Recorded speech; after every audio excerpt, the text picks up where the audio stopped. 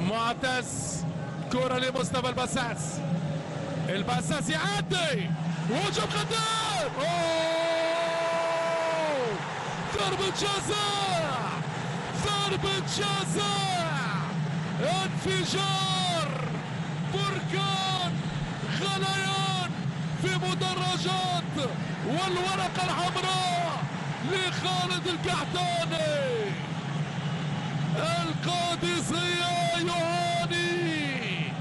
يعاني بالانذار الثاني لخالد القحطاني.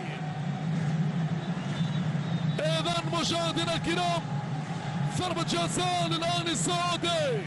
الاهلي المتحدي يعود من بعيد ويقول لم يفتني الميعاد رغم صعوبة هذا العذاب. نواف الخالدي والطقوس الشخصية في حواره مع عمر السومع.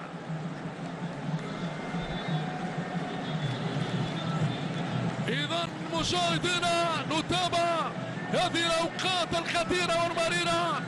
ضربة جزاء هي مباراة الموسم، هي كرة الموسم الآسيوي في أقدام السوري عمر السومع، صديق الأمس عدو اليوم، وجه لوجه مع زميله السابق نواف الخالدي. يمينية السورية، السومة يعرف الخالدي والخالدي يعرف السومة. كيف ستكون المعلومة؟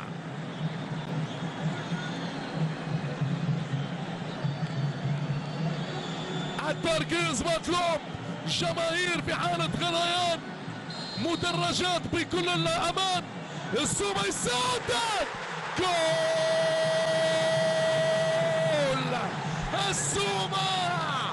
السومة واهدافه المضمونة.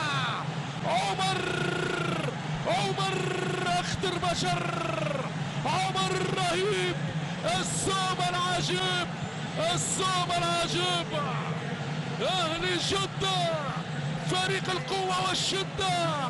الاهلي باكبر المواعيد يكون عنيد وشديد، يعيش اجمل عيد.